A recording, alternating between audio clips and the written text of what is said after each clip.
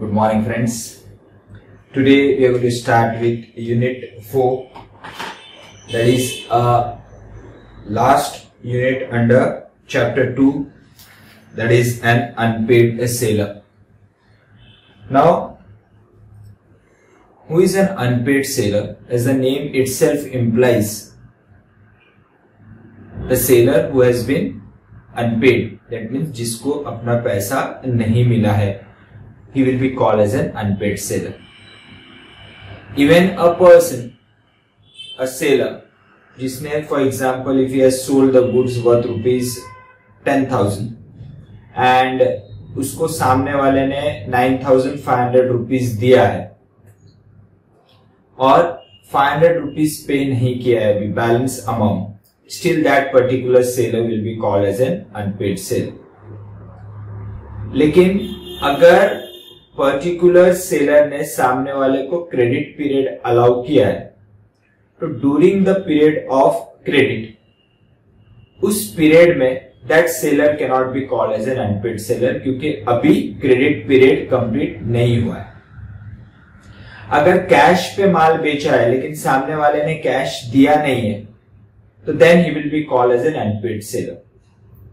Cash पे good sell किए, value of the goods is for example rupees 1 lakh and the buyer has paid only 99,900 rupees. 100 rupees is still pending. Still the seller will be called as an unpaid seller for balance amount of rupees 100. Why it is so? Because the goods has been sold on cash basis. However, if goods worth rupees 1 lakh has been sold on credit and the credit period is 3 months, 1 lakh रुपए के माल बेचा है और credit period 3 महीने का है, तो during the period that particular period of credit 3 महीने तक that seller cannot be called as an unpaid seller. However, if the period of credit is complete, 3 years has been expired, and if the amount is not been paid by that particular buyer, then the seller will be called as an unpaid seller. तो यहाँ पे unpaid seller के what are the rights that we are going to cover in this particular chapter. Now this chapter is very important and necessarily there will be one question worth 6 marks will be generally asked on this particular chapter. So I want you to be very thorough with this chapter. First, we'll try to understand the meaning and see what are the rights covered for unpaid seller. What it has been said. A seller will be called as an unpaid if the following conditions are fulfilled. What are the conditions to call a seller as an unpaid seller? The whole or a part of the price has not been paid or tendered and that the seller has an immediate right of action for the price. The whole, that means the entire price, जितना goods का value है पूरा का पूरा value buyer ने पे नहीं किया, और part of the price has not been paid even if 1 rupee is pending.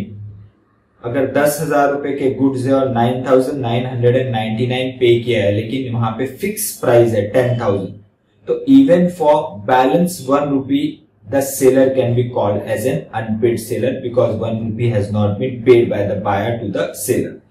Or tendered. Tendered का meaning है, we have already seen this word in attempted performance. तो यहाँ पे tendered का meaning है कि buyer ने पेश नहीं किया, वो पैसा देने की कोशिश सेलर को नहीं की. अगर देने की कोशिश की और सेलर ने नहीं लिया है तो then it cannot be called as an unpaid seller because there the seller is at fault. Buyer was ready to pay. लेकिन यहाँ पे क्या बोल रहा है? Seller will be called as an unpaid seller अगर buyer ने पेमेंट नहीं दिया या पेमेंट देने की कोशिश नहीं की. That the seller has immediately right of action for the price. The seller will be called as an unpaid seller because the buyer has not paid a full price or part of the price, and the unpaid seller will have an immediate right of action. Second one is a bill of exchange or other negotiable instrument has been received but the same has been dishonored. क्या बोल रहा है कि cash तो नहीं दिया है buyer ने, लेकिन उसके बदले में नेगोशिएबल इंस्ट्रूमेंट दिया है. Negotiable instrument can be either a promissory note, or it can be a bill of exchange, or it can be a check, and such negotiable instrument has been presented by the seller against the price of the goods, and that negotiable instrument has been dishonored. उसको dishonored हो गया, यानी bill of exchange आपने present किया लेकिन उसको honored नहीं किया, बायर ने पेमेंट नहीं दिया, या फिर आपको चेक दिया था, क्रॉस चेक अकाउंट पे क्रॉस चेक दिया था, आपने वो चेक बैंक में प्रेजेंट किया, बैंक ने उसको डिसऑनर कर दिया फॉर इनसफिशिएंट ऑफ फंड. तो इस केस में a seller will be called as an unpaid seller. तो क्या बोला गया है? A seller will be called as an unpaid seller when the price, the entire price और the part of the price has not been paid, when the transaction is generally in cash.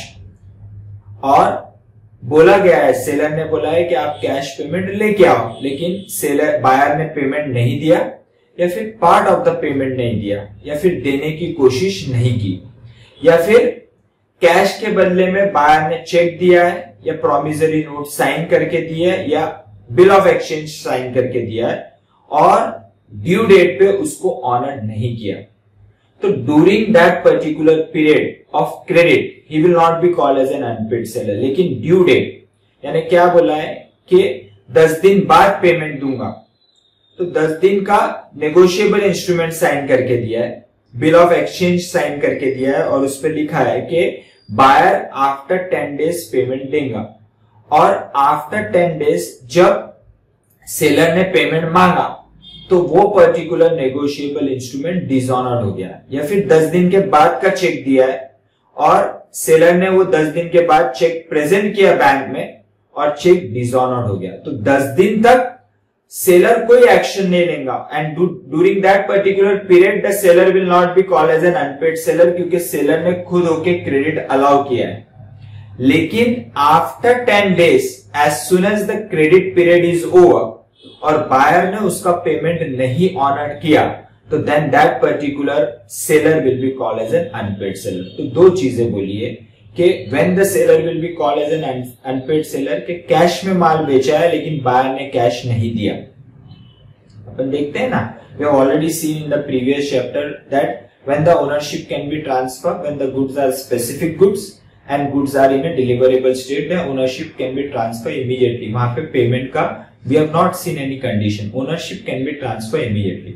लेकिन यहां पे क्या बोल रहा है कि अगर सेलर ने कैश की कंडीशन रखी है कि आप कैश लाओ और सामने वाले ने कैश पेमेंट नहीं दिया, तो then the seller will be called as an unpaid seller. या पार्ट पेमेंट दे दिया, पार्ट पेमेंट अभी भी बाकी है, हालांकि बात कैश पेमेंट की हुई थी, लेकिन आपने आधा ही पेमेंट दिया, आधा कैश पेमेंट नहीं दिया, तो then the seller will be called as an unpaid seller.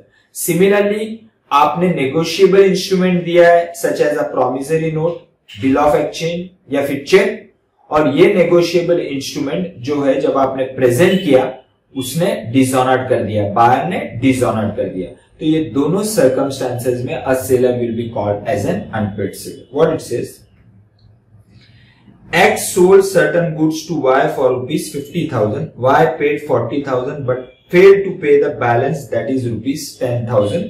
X is an unpaid seller. Obviously 10,000 रुपए नहीं दिए और क्रेडिट पीरियड खत्म हो गया, या क्रेडिट पीरियड दिया ही नहीं है, कैश की बात हुई है कि आप पूरे 50,000 रुपए देंगे और ये गुड्स आपके बराबर. तो इन दिस सर्कमस्टेंसेस यहां पे क्या हुआ है कि there is every possibility that ownership might have been transfer, ownership might have not been transferred, but the payment has not been made by the buyer to the seller. We are not talking about here ownership right now. What I am talking about कि seller को अपना payment नहीं मिला है, बाकायदा buyer ने promise किया, उसके बावजूद सेलर को पेमेंट नहीं मिला है. कैश पेमेंट की बात हुई है, 50,000 रुपए के गुड्स है, बायर ने 40,000 रुपए दिए, 10,000 नहीं दिए, हालांकि कैश पेमेंट की बात हुई थी, तो वो 10,000 रुपए के लिए a seller will be called as an unpaid seller. Second क्या बोल रहा है, P sold some goods to R for rupees 60,000 and receive a check for full price. On presentment, the check was dishonored by the bank. P is an unpaid seller. Cheque दिया है, negotiable instrument दिया है और negotiable instrument क्या हुआ, dishonoured हो गया। तो ये दोनों केसेस में a seller will be called as an unpaid seller. यहां तक के I hope you have got understood. A simple explanation है कि who is an unpaid seller, जिस सेलर को उसका प्राइस नहीं मिला है। अगर उसने कैश पेमेंट पे माल बेचा है लेकिन कैश पेमेंट नहीं मिला है, या पार्ट ऑफ द पेमेंट नहीं मिला है, या फिर सामने वाले ने नेगोशिएबल इंस्ट्रूमेंट दिया है, क्रेडिट पीरियड खत्म हो गया है और वो नेगोशिएबल इंस्ट्रूमेंट डिसऑनर्ड हो गया है, तो ये दोनों केसेस में a seller will be called as an unpaid seller. Simple, I have purchased a goods from you, you have asked me to give a cash payment, but I was able to arrange only a part payment. For remaining payment, you will be called as an unpaid seller. Or I have given you a check. I am not talking about here ownership has been transferred or not transferred. यहाँ पे क्या बात हो रही है कि अगर आपने मुझे पेमेंट देने की बात की है, मैंने चेक दिया है, चेक डिसऑनर्ड हो गया, you are an unpaid seller. मैंने आपको कैश पेमेंट नहीं दिया, you will be called as an unpaid seller. मैंने आपको पैसा दिया, पैसा नकली नोट निकले, you will be called as an unpaid seller. In all this circumstances where the crucial part of the agreement of sale of goods act और a contract of sale of goods act is money and that has not been received by the seller, then that seller will be called as an unpaid seller. What it further says, अब अगर ये seller जिसको या तो पूरा payment नहीं मिला है या पार्ट ऑफ द पेमेंट नहीं मिला है जब कैश पेमेंट की बात हुई है, या फिर इंस्ट्रूमेंट जो दिया था बायर ने सेलर को, वो इंस्ट्रूमेंट डिसऑनर्ड हो गया, तो क्या राइट्स अवेलेबल रहेंगे उस अनपेड सेलर के पास? Will see this. What it says, what are the rights of an unpaid seller? Right against the goods, दो rights available है unpaid seller के पास, as against the goods and as against the buyer. Now who has defaulted? ये particular case में किसने default किया है? Buyer ने default किया है, क्योंकि बायर ने पेमेंट नहीं दिया है या फिर जो इंस्ट्रूमेंट दिया था वो डिसऑनर्ड हो गया। तो here the aggrieved party is a seller and defaulting party is a buyer. So what are the rights available with the aggrieved party, that is a seller? Is first right against the goods. Goods, that is a subject matter of the contract. And second right is right against the buyer, a defaulting party. So what are the rights available with the unpaid seller against the goods that we are going to see under this?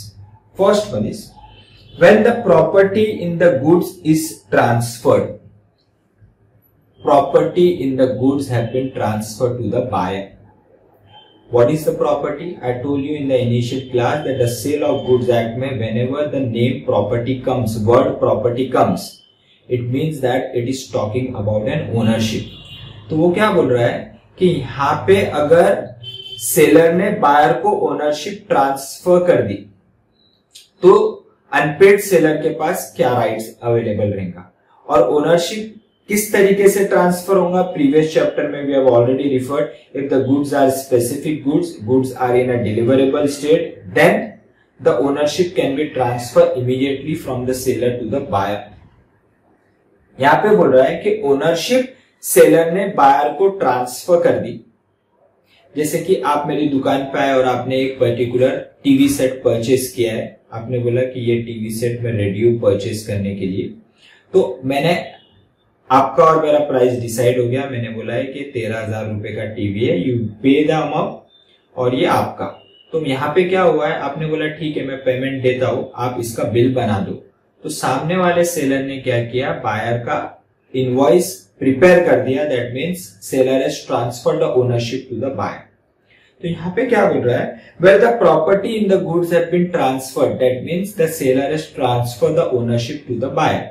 और second case में क्या बोल रहा है, when property in the goods is not transferred, second case में वो बोल रहा है कि अगर ओनरशिप सेलर ने बायर को ट्रांसफर नहीं की तो उस केस में क्या होगा, क्या राइट्स अवेलेबल है अनपेड सेलर के पास।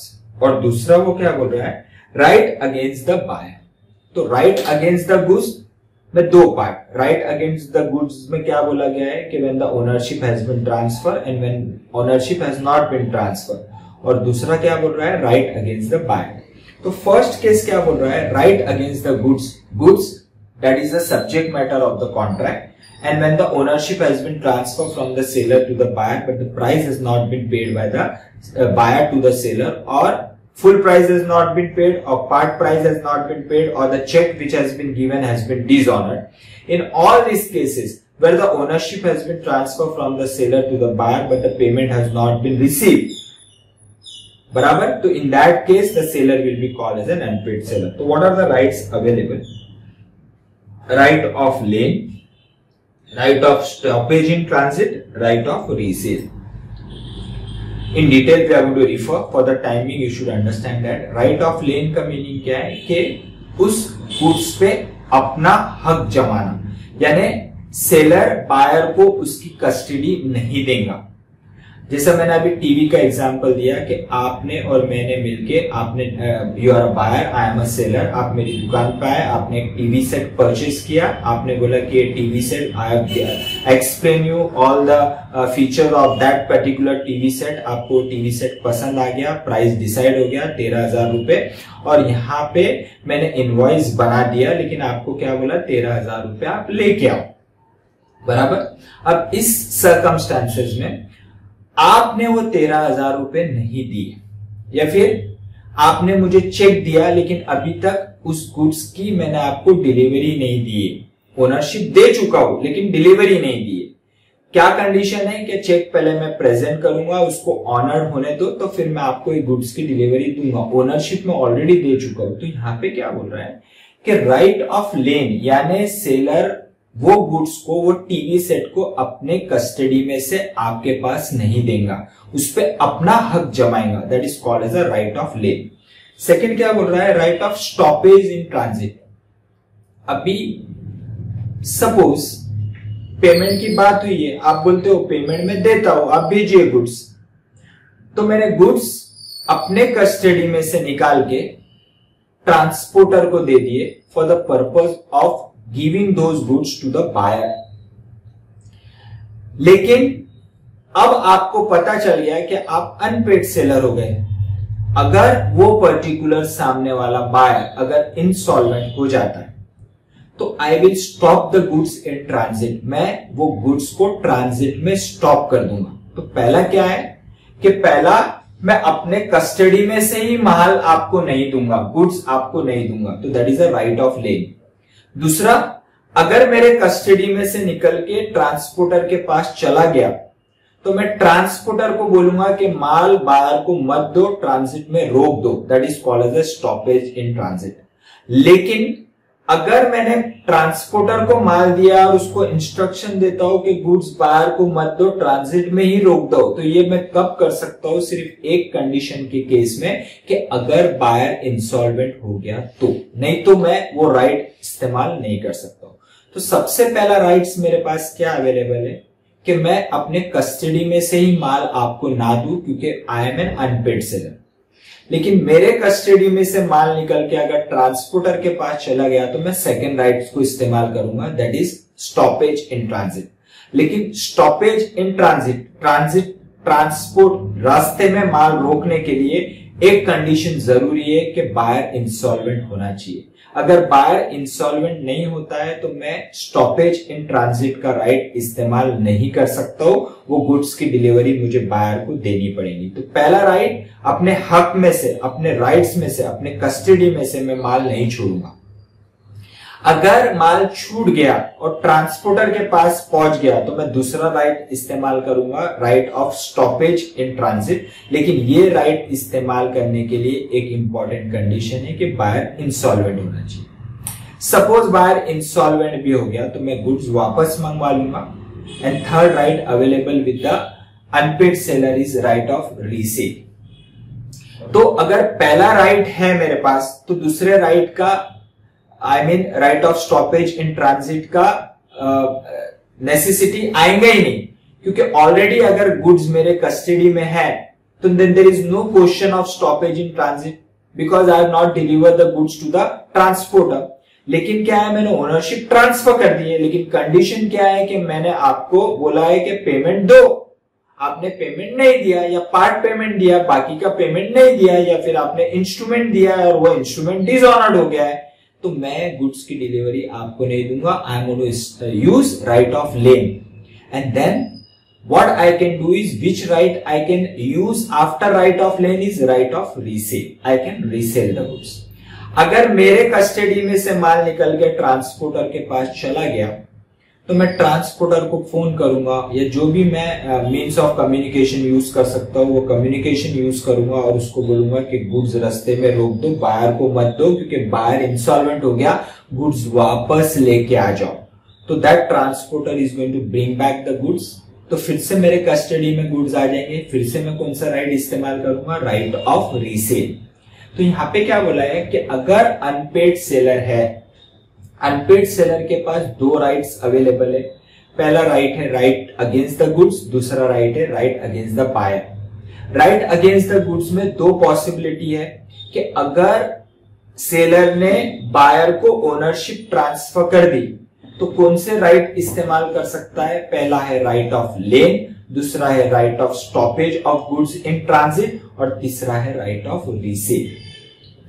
अगर ओनरशिप ट्रांसफर नहीं की है, when the property in the goods is not transfer to the buyer, then what are the rights available with the unpaid seller against the goods?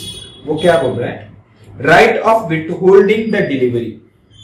विथहोल्डिंग the delivery यानी यहाँ पे तो right of लेन वैसी हो गया कि सेलर बायर को बोलेगा कि मैंने आपको इनवॉइस आपके नाम से बनाया नहीं है, ओनरशिप आपको दी नहीं है, मैं डिलीवरी भी दूंगा नहीं क्योंकि आप पेमेंट नहीं दे रहे हो.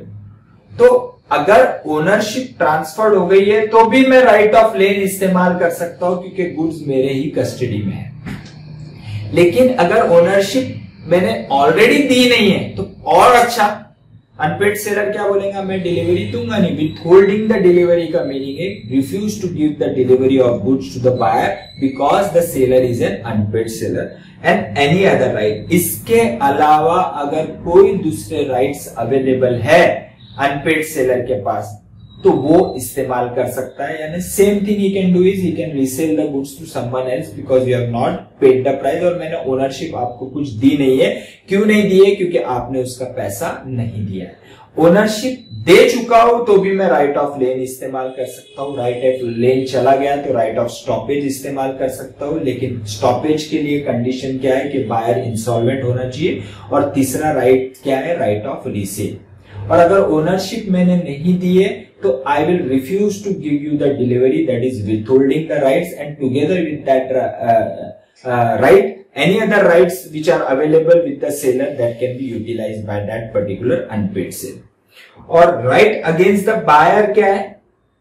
suit for recovery of the price, resign the contract, suit for damages, suit for interest.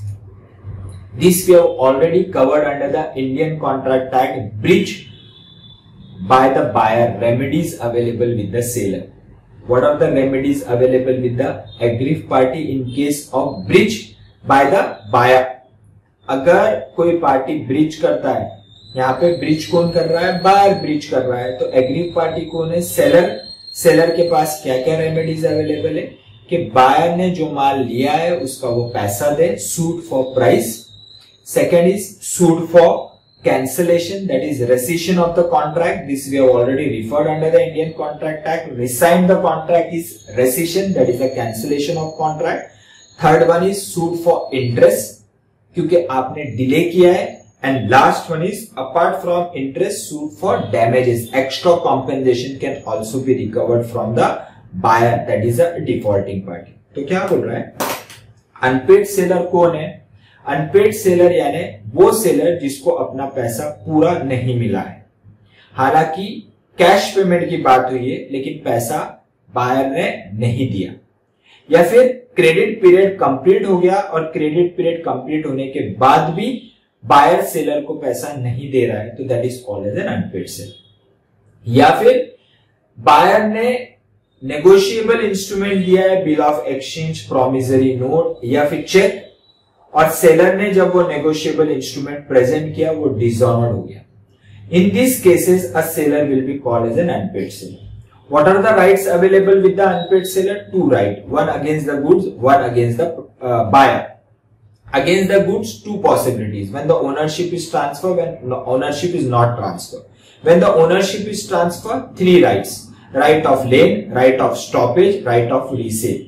When the ownership has not been transferred, two rights. Right of withholding the goods, that is refusal to give the delivery, and other rights.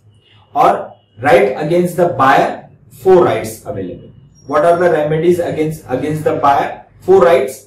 First one is right to recover the price, right for recovery of interest, rescission of the contract, and right to recover the damages, suit for damages. So these are the rights available against the buyer. Just will refer in detail. First one is rights against the goods. What are the rights against the goods available with the unpaid seller? What it says? Where the ownership of the goods has been transferred to the buyer. अगर ownership buyer को transfer हो गई है तो मैंने आपको बताया कि तीन राइट्स अवेलेबल है with the unpaid seller. First one right of lien, यानी यहाँ पे दो the ownership has been transfer लेकिन गुड्स अभी भी सेलर के कस्टडी में है और सेलर वो कस्टडी बायर को देने के लिए तैयार नहीं है, इवन दो उसने उसकी ओनरशिप बायर को दे दी क्योंकि कंडीशन कैश पेमेंट की है, या फिर आपने चेक दिया है और वो चेक डिसऑनर्ड हो गया. तो इस कंडीशन के केस में, इस केस के अंदर जहां पे गुड्स सेलर के पोजीशन के अंदर है तो वो पोजीशन बायर को नहीं देगा. That is called as a right of lien. What it says? In this case the unpaid seller has the following rights. Right of lien. The right of lien is the right to retain the position of the goods. That means के ownership दे चुका हो लेकिन condition क्या है, payment लेके आओ, या फिर आपने जो चेक दिया है मैं पहले बैंक में डालता हूं, प्रेजेंट करता हूं, वो पैसा मेरे खाते में आने दो, या फिर अगर आपने बेरर चेक दिया है तो मैं मेरे आदमी को भेज रहा हूं ओवर द काउंटर, वो पेमेंट अगर उसके हाथ में आ गया तो आप इस गुड्स का पोजीशन ले लेना. लेकिन ऐसा हुआ नहीं, आपने पैसा नहीं दिया, या फिर मेरा आदमी चेक लेके गया, चेक बैंक वाले ने बोल दिया फंड इनसफिशिएंट, तो मैं आपको इस गुड्स का पोजीशन नहीं दूंगा. Refusal to give the position of the goods. Second, this right can be exercise only when the position of the goods is with the seller. This is very very important. This right can be exercise only when the goods are in the position of the seller. Once the position has been already given to the buyer और his agent, तो then I can not take back the position. जैसा आपके भरोसे पे मैंने आपको position दे दिया, आपने क्या बोला, मैं टीवी सेट लेके जाता हूं और फिर मैं आपको पेमेंट भिजवा देता हूं, तो मैंने खुद होके पोजीशन आपको दे दिया, फिर आपकी दुकान में जाके झड़प नहीं सकता वो चीज, टीवी सेट में वापस फिर हो जाएगा वो चोरी, क्योंकि मैंने ओनरशिप ऑलरेडी आपको दे दी है. मैंने ओनरशिप दे दी है, पेमेंट कैश की बात हुई थी, तो मैंने आपको पोजीशन देना नहीं चाहिए था, तो मैंने पोजीशन दे दिया, तो फिर आपके पास से मैं पोजीशन छीन नहीं सकता हूं. मुझे पोजीशन अपने पास ही रखना है तो ही मैं राइट ऑफ लेन इस्तेमाल कर सकता हूं. अगर मैं पोजीशन ऑलरेडी दे चुका हूं आपको, तो फिर आपकी दुकान में जाके मैं अगर वो माल लेके आता हूं, छीन के आता हूं, तो ये हो जाएगा चोरी. बायर क्या बोलेगा, ओनर मैं हूं, क्योंकि मैंने खुद ही, सेलर ने ही खुद बायर को ओनरशिप दी है, तो फिर बायर से वो गुड, फिर अगेंस्ट द बायर दूसरे राइट्स जो अवेलेबल है for recovery of the price, recovery of the interest, whatever, वो राइट इस्तेमाल करना पड़ेगा. राइट ऑफ लेन इस्तेमाल नहीं कर सकता है. राइट ऑफ लेन कब इस्तेमाल कर सकता है, जब गुड्स सेलर के ही पोजीशन में हो. तो अगर सेलर ने खुद होके पोजीशन बायर को दे दिया है या बायर के कोई बेली या एजेंट को दे दिया है, तो फिर right of lien will loss. It will not be utilize, it can't be utilize, because खुद सेलर ने वो राइट्स बायर को दे दिया, पोजीशन दे दिया. The unpaid seller of the goods can retain his possession of the goods until the payment of price in the following cases. कब तक retain कर सकता है, जब तक अनपेड सेलर या सेलर को उसका पैसा नहीं मिल सकता. In the following cases, where the goods are not sold on credit. क्या बात हुई है, कैश पेमेंट की बात हुई है, क्रेडिट की बात नहीं हुई है. अगर क्रेडिट की बात हुई है और मैं पोजीशन ऑलरेडी दे दिया है, तो then there is no question of right of lien, because I have already given you the position of that particular goods. तो यहां पे क्या बोल रहा है कि राइट ऑफ लेन कब इस्तेमाल करूंगा, कि जब गुड्स क्रेडिट पे सेल नहीं किए हैं, बराबर। Second, where the goods have been sold on credit but the term of credit has been expired but goods are still in the possession of the seller। यहां पे 2 दिन का आपको चांस दिया था, 2 दिन तक I will not be called as an unpaid seller, 2 दिन के बाद I will be called as an unpaid seller because terms of credit has been expired। आपने बोला था 2 दिन में पेमेंट लाके देता हूं, आपने पेमेंट लाके नहीं दिया, तो I will be called as an unpaid seller।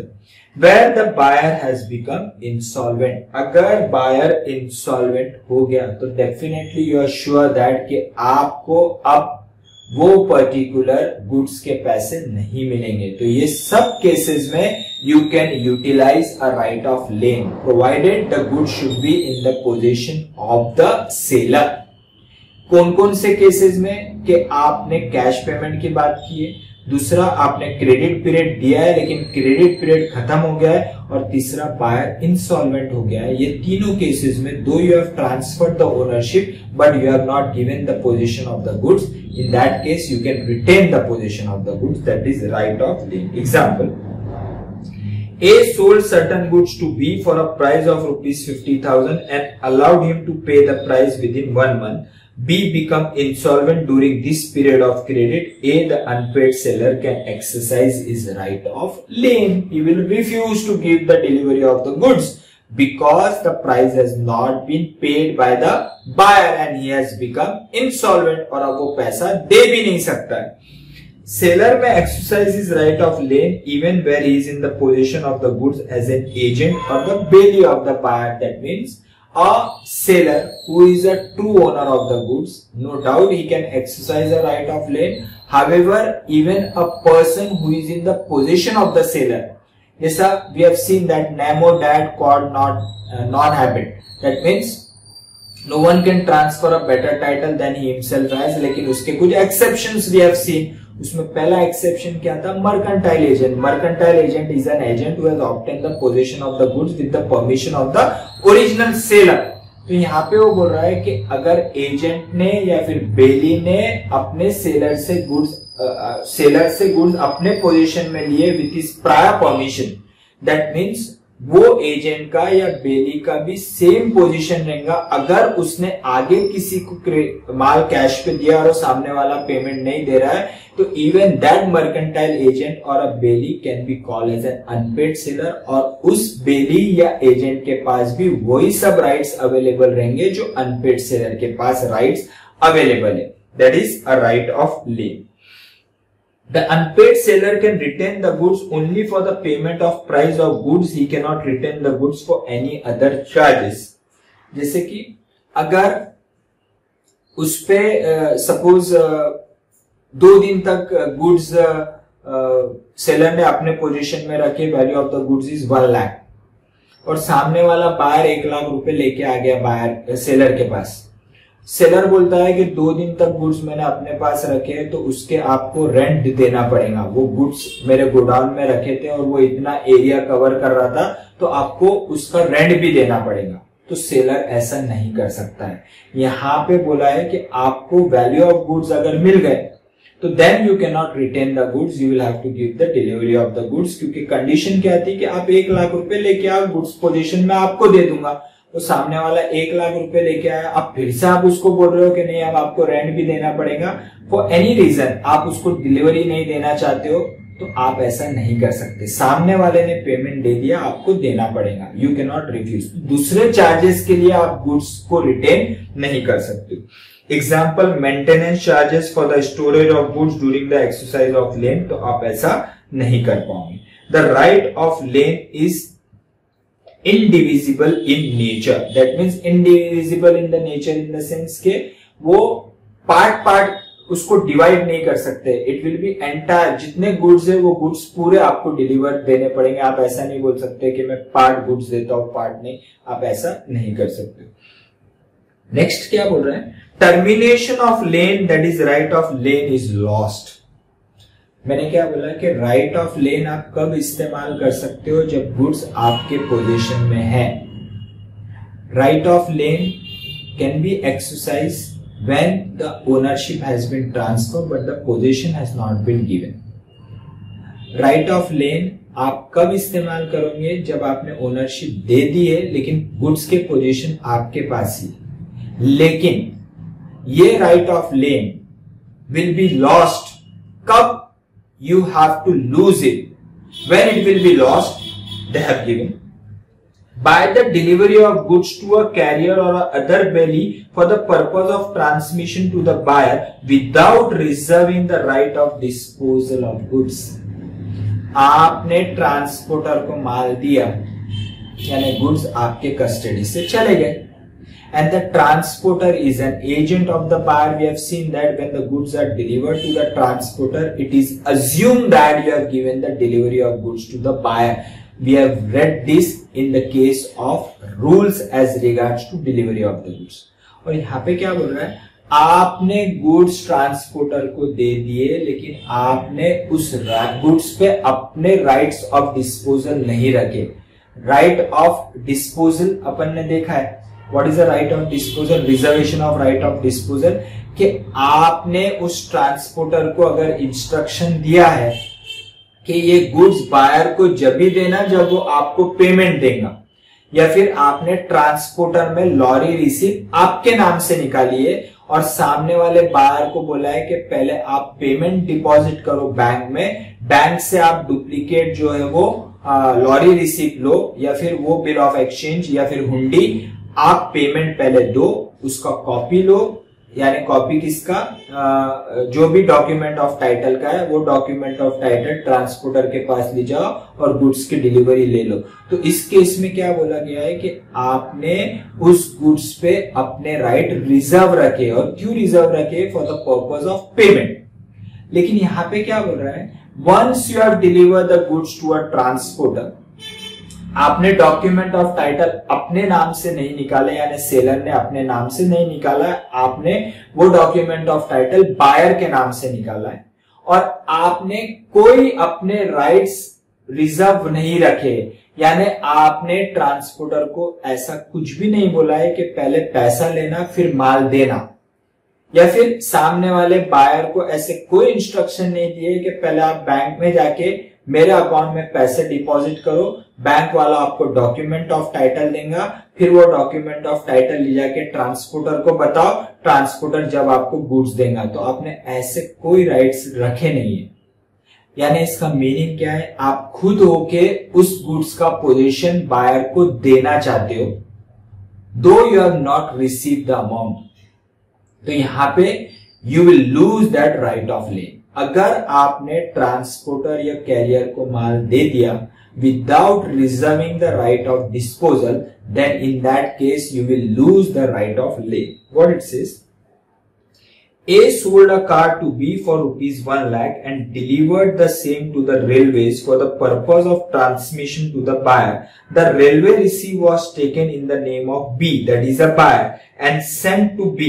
Now A cannot exercise the right of lane. आपने रेलवे में माल डाला और रेलवे रिसीप्ट बायर के नाम से ड्रॉ की और उसका एक कॉपी बायर को भेज दिया। इसका मीनिंग क्या है, आपने खुद होके बायर को ये परमिशन दे दी कि वो रेलवे रिसीप्ट आप रेलवे में लेके जाओ, रेलवे वाला वो रेलवे रिसीप्ट को उनके पास के कॉपी से वेरीफाई करेगा और गुड्स की डिलीवरी आपको दे देगा।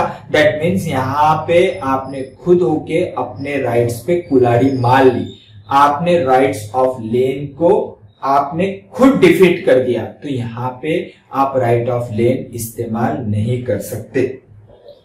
सेकंड क्या बोल रहा है, जब ये right of lien will be lost by delivery of goods to the buyer or his agent lawfully obtain the possession of the goods.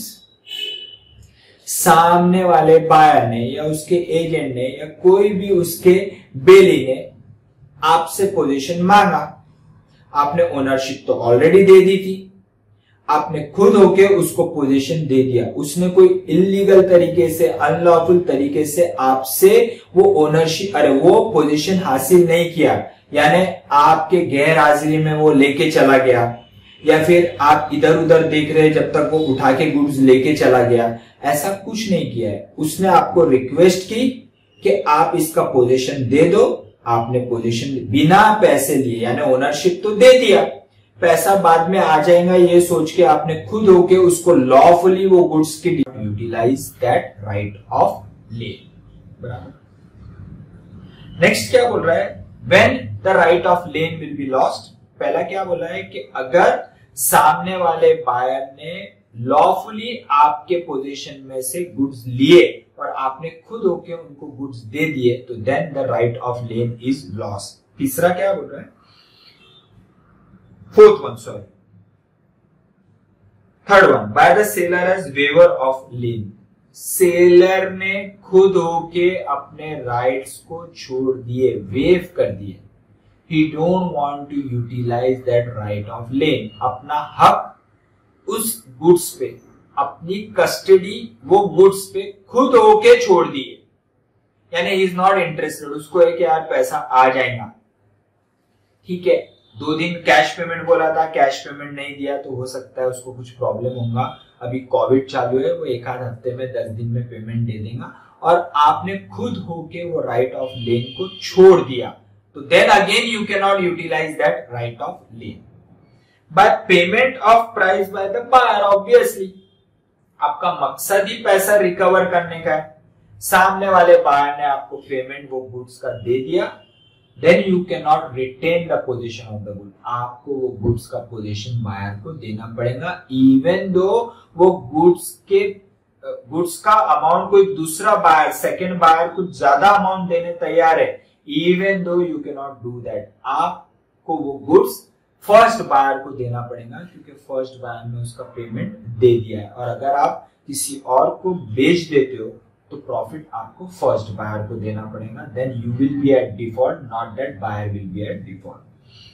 By estoppel, where the seller so conduct himself that he leads the third party to believe that the lien does not exist. आपने मेरे यहां से कोई goods purchase किए, सामने वाले ने वही गुड्स आपसे डिलीवरी लिए बिना किसी और को बेच दिए, you are a buyer, I am a seller, you have sold that goods to the third party, और मैंने वहां पे कंसेंट थर्ड पार्टी को दे दिया, या फिर आपने मेरी दुकान पे आपके फ्रेंड को लेके आए और आपने बोला कि ये गुड्स इनको दे देना, और मैंने बोला हाँ मैं दे दूंगा, तो in that circumstances, even though you have not paid a price, I will have to give the delivery to that third party because I have already given the consent to the buyer. अगर मैं ऐसा बोलता हूं मैं delivery उसको नहीं दूंगा, मैं डिलीवरी आपको ही दूंगा, subject to you give me the payment, या फिर मैं ऐसा बोलता हूं कि मैं डिलीवरी वो थर्ड पार्टी को दूंगा प्रोवाइडेड पहले आप पेमेंट लाके दो, तो ये बात दूसरी है, लेकिन यहाँ पे मैंने आपको कंसेंट दे दिया, या फिर मेरे बॉडी लैंग्वेज से मैंने बता दिया कि ठीक है आप जिसको बोल रहे हैं मैं डिलीवरी दे दूंगा, दो यहाँ पे पेमेंट की कोई बात नहीं हुई है, तो उस सर्कमस्टेंसेस के अंदर I will have to give the delivery of the goods to the third party, I can not deny, that is by estoppel. तो this is a first right available with the unpaid seller, that is right of lien. Second right क्या है, जहां पे ownership आपने transfer कर दी, लेकिन आपने गुड्स फर्स्ट राइट इज के right of lien, that means we have transfer the ownership but not you have not given the position of the goods to the buyer, तो you have a right to retain that goods, that means you have a right to use your custody on that particular goods. Second right available with the unpaid seller is right of stoppage in transit. So this right will come into position only when the first right has been lost. अगर पहला right आपके पास है तो दूसरे right का question ही arise नहीं होता है। दूसरे राइट का क्वेश्चन कब अराइज होगा, जब फर्स्ट राइट आपने लूज कर दिया। सेकेंड राइट क्या है, right of stoppage of goods in transit, यानी आपके कस्टडी में से माल निकल के ट्रांसपोर्टर के पास माल चला गया और अगर आपने यहाँ पे ऑलरेडी क्या बोला है कि अगर आपने बिल ऑफ एक्सचेंज बायर के नाम से निकाला है तो you already loose that right of lane. Already क्या बोला है कि right of lien is lost when the bill that is a document of title is drawn in the name of the buyer, that is a railway receipt or a lorry receipt is drawn in the name of the buyer. That means आपने खुद होके अपने goods का position buyer को दे दिया, that means you have lost the right of lane. Then you come to the second right, and what is the second right? Right of stoppage in transit. आप transport रास्ते में transit के अंदर goods को stop करने की कोशिश करोगे, लेकिन उसकी एक कंडीशन है। आप रास्ते में ट्रांसपोर्टर को बोलोगे कि माल बायर तक मत ले जाओ, इवन बायर के डोर स्टेप तक भी माल आ गया तो then also the unpaid seller can utilize his right of stoppage in transit. वो बोलेगा अंदर माल मत दो, बायर के वेयरहाउस में, डेपो में या उसके घर में आपको माल देने की जरूरत नहीं है, because I am an unpaid seller. लेकिन ये राइट इस्तेमाल करने के लिए एक इंपॉर्टेंट कंडीशन क्या है कि बायर ने इंसॉल्वेंट होना चाहिए। पहला जो राइट है, right of lien can be exercised by the unpaid seller where the buyer may be solvent may be insolvent. अगर इंसॉल्वेंट है तो बिल्कुल एक्सरसाइज करता है राइट ऑफ लेन, वो सेलर गुड्स की डिलीवरी नहीं देगा। लेकिन इवन दो अगर बायर सॉल्वेंट है लेकिन सेलर ने कंडीशन रखी है कि पहला पैसा लेके आओ फिर डिलीवरी देता हूं, माल का पोजीशन देता हूं, तो even if the buyer is solvent unpaid seller can exercise the right of lien. लेकिन right of stoppage in transit utilize करने के लिए एक इंपॉर्टेंट कंडीशन क्या है कि this right can be exercised by the unpaid seller only when he comes to know that कि buyer has become insolvent and the goods have not reached to the buyer, that those goods are still in transit. Mall transit के अंदर है और seller के पास ये news आई, जो unpaid seller के buyer insolvent हो गया है, सोच समझ के माल देना। ट्रांसपोर्टर को फोन लगाऊंगा, भैया माल वापस लेके आ, वो बायर इंसॉल्वेंट हो गया, उसको डिलीवरी देने की जरूरत नहीं है। लेकिन अगर बायर सॉल्वेंट है then I can not exercise this right of stoppage in transit. अगर पहले राइट के बारे में मैं बात करूं, राइट ऑफ लेन, तो right of lien can be exercise even when the buyer is solvent, but right of stoppage in transit can be exercised only if the buyer is insolvent. What it says? Right of stoppage in transit. The right of stoppage in transit is the right to regain the possession of the goods. Regain the possession, obviously. In the case of right of lane, you already has the possession. But right of stoppage में माल buyer तक पहुंचा नहीं है, माल रास्ते में है और आप वो गुड्स वापस मंगा रहे हो, तो you are trying to regain the position of the goods. Right can be exercise only when the seller should have been parted with the position. Seller के पोजीशन से माल निकल चुका है, किसके पास चला गया है? ट्रांसपोर्टर के पास। Position should be with the carrier, that is the transporter, and buyer has not acquired the position. यानी ये राइट इस्तेमाल करने के लिए क्या है, ना गुड्स मेरे पास है ना बायर के पास है, गुड्स ट्रांसपोर्टर के पास है। और कंडीशन क्या है? The right of stoppage in transit can be exercise only if the buyer has become insolvent. Goods मेरे पास भी नहीं है, बायर के पास भी नहीं है, ट्रांसपोर्टर के पास है, मुझे ये राइट इस्तेमाल करना है।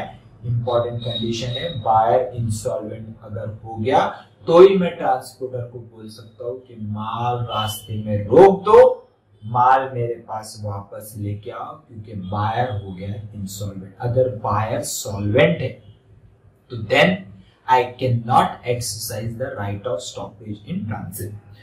The unpaid seller can stop the goods in transit only for the payment of the price of goods. We have already seen that कि वो दूसरे चार्जेस के लिए गुड्स को रोक नहीं सकता है।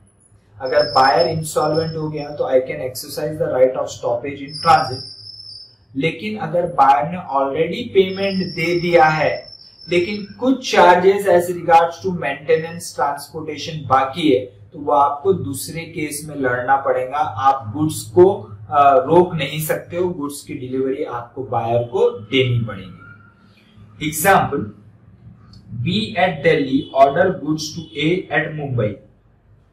A consigns and forward the goods to B. On arrival at Delhi, they are taken to B's warehouse and left there. B refuses to take these goods and stop payment.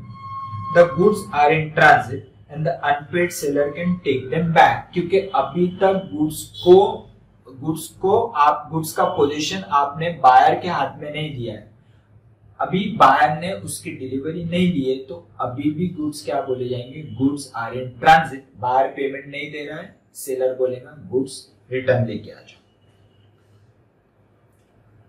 Next is duration of transit. Transit कब तक रहेगा?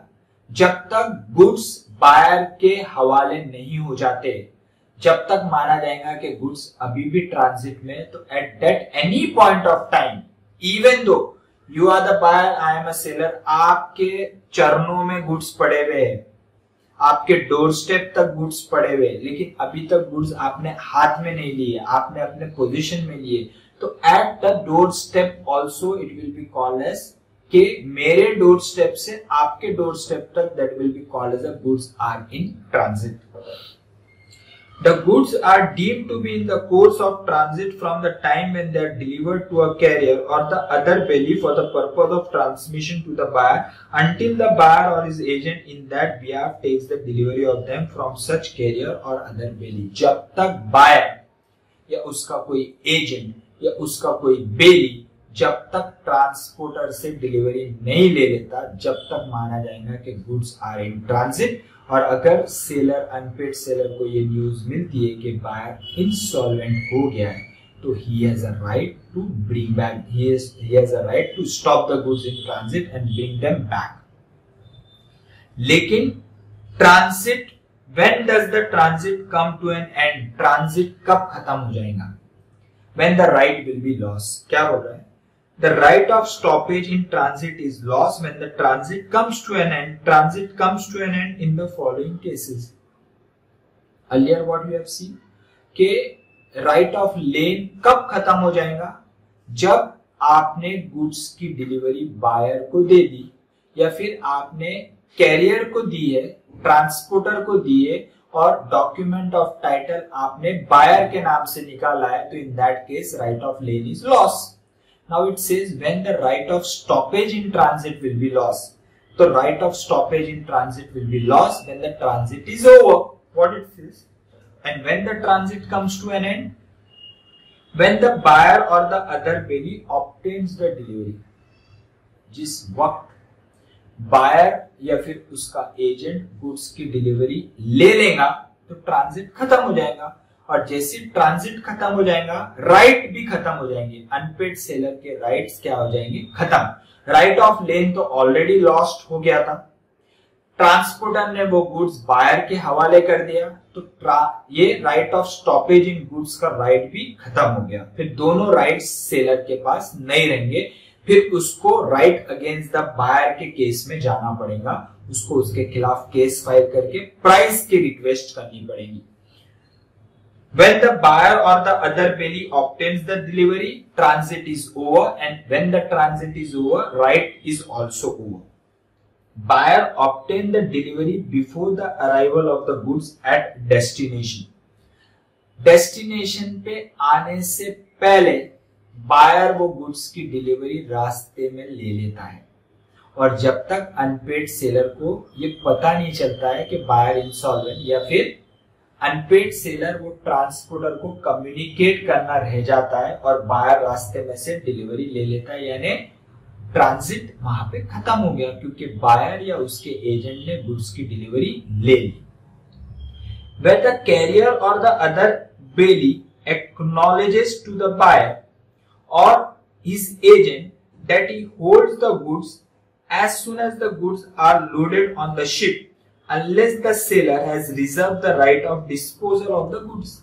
Again, if the document of title is drawn in the name of the buyer, it means that that transporter is working as an agent of the buyer. And when you have given the goods to the carrier, to the transporter, that means in that case आपने वो transporter जिसके आपने document of title उस transporter को बोला कि आप buyer के नाम से ड्रॉ करो, तो इसका मीनिंग क्या है कि वो ट्रांसपोर्टर एज अ बायर का एजेंट काम कर रहा है और आपने ट्रांसपोर्टर को गुड्स दिए, इसका मीनिंग है कि आपने बायर को गुड्स की डिलीवरी दे दी, तो वहां पे ट्रांजिट खत्म हो जाएगा। यानी the moment you have given the goods to a transporter where the transporter is acting as an agent of the buyer, and when the transporter is acting as an agent of the buyer, when you draw the document of title in the name of the buyer, in that case the transporter will act as an agent of the buyer, so that if you give the delivery to the transporter, it is assumed that you have given a delivery to the buyer, and the transit will comes to an end. Now you cannot again call back the transporter and ask him to stop the good, because you have yourself, I mean what you have done कि आपने उस पे अपने rights reserve नहीं रखे हैं। Where the goods are delivered to the carrier hired by the buyer, the transit comes to an end. अगर आपने बायर के ही ट्रांसपोर्टर को गुड्स दे दिए तो वहां पे वो ट्रांसपोर्टर बायर का एजेंट का काम कर रहा है, तो यहाँ पे ये मतलब निकलेगा कि आपने उस ट्रांसपोर्टर को गुड्स दिए, दैट मीन्स उस वक्त ही ट्रांजिट खत्म हो जाएगा, फिर आप ये राइट इस्तेमाल नहीं कर सकते। Where the part delivery of the goods have been made to the buyer, then the transit will come to an end for the remaining goods which are yet in the course of transmission. That means indivisible. अगर आपने part delivery दे दी है goods की, तो remaining goods अगर transport के अंदर है तो उस रिमेनिंग गुड्स का आप राइट इस्तेमाल नहीं कर सकते हो। अगर आपने सपोज 100 क्वांटिटी ट्रांसपोर्टर को दी है और उसमें से उसने ऑलरेडी 50 क्वांटिटी या 75 यूनिट्स ऑलरेडी बायर को डिलीवर्ड कर दिए, तो क्या आप रिमेनिंग 25 यूनिट्स के लिए स्टॉपेज इन ट्रांजिट इस्तेमाल कर सकते हो? तो वो क्या बोल रहा है, where the part delivery of the goods has been made to the buyer, then the transit will come to an end for the remaining goods which are yet in the course of transmission. That means even for 25 unit also there is no stoppage in transit. You cannot exercise that right of stoppage in transit.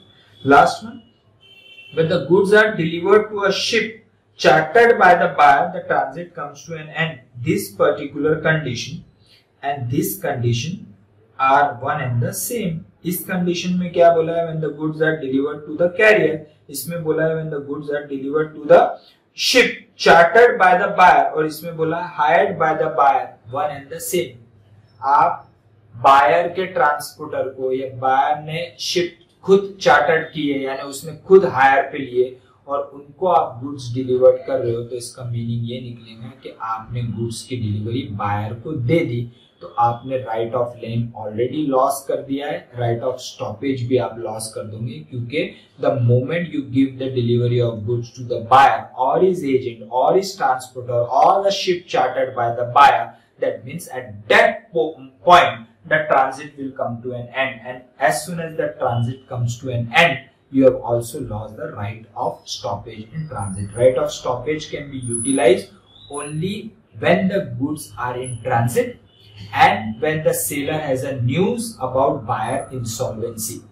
If the goods are in transit but the buyer is solvent, then you cannot exercise this right of stoppage in transit. Second one, if the buyer is insolvent but the transit comes to an end, and when the transit comes to an end, if you have given the delivery of goods to the buyer, if you have given the delivery of the goods to a transporter hired by the buyer, or if you have drawn the document of title in the name of the buyer, that means you have not reserved the right of disposal. In all these cases, the transit will comes to an end. And if the transit comes to an end, even though if the buyer is insolvent, you cannot exercise the right of stoppage in transit, क्योंकि transit है ही नहीं, transit तो खत्म हो गया। तो ये stoppage in transit का राइट आप कब इस्तेमाल कर सकते हो, जब दो चीजें जरूरी है, गुड्स ट्रांजिट में होना चाहिए। ट्रांजिट कब होगा, जब ट्रांसपोर्टर बायर का नहीं है, और सेलर को ये न्यूज मिली है कि बायर इंसॉल्वेंट हो गया। ये दो चीजें, गुड्स मेरे पास भी नहीं है, बायर के पास भी नहीं है, ट्रांजिट के अंदर है और वो ट्रांसपोर्टर बायर का नहीं है, रास्ते में गुड्स है और सेलर को ये न्यूज मिली है कि बायर इंसॉल्वेंट हो गया है। तो इस कंडीशन के अंदर seller can exercise the right of stoppage in transit. So these are the things which we have covered today. One more time we will just revise. Unpaid seller यानी कौन, जिसको अपना पेमेंट नहीं मिला है या फिर नेगोशिएबल इंस्ट्रूमेंट मिला है जो डिसऑनर्ड हो गया। अनपेड सेलर के पास दो right, first right is right against the good, second right is right against the buyer. Right against the goods में दो possibility, when the ownership is transferred and when ownership is not transferred. When the ownership is transferred, three rights are available with the unpaid seller. First right is right of lien, that is to keep that goods in his own custody.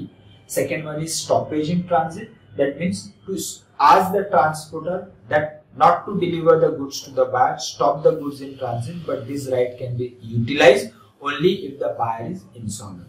And third right is right of resale, that we have not covered right now. Second one, if the property in the goods has not been transferred to the buyer, in that case, what are the rights available with the unpaid seller? To withhold the goods and other rights which the general seller has. Second, right against the buyer. Buyer के against में क्या rights है? To recover the price, recover the interest, recover the damages and cancellation of the contract. So these are the rights against available with the unpaid seller against the buyer, that we are going to cover in the coming lecture. I hope you have understood the concept. Still, if you have any doubt, please ping me. Bye everyone.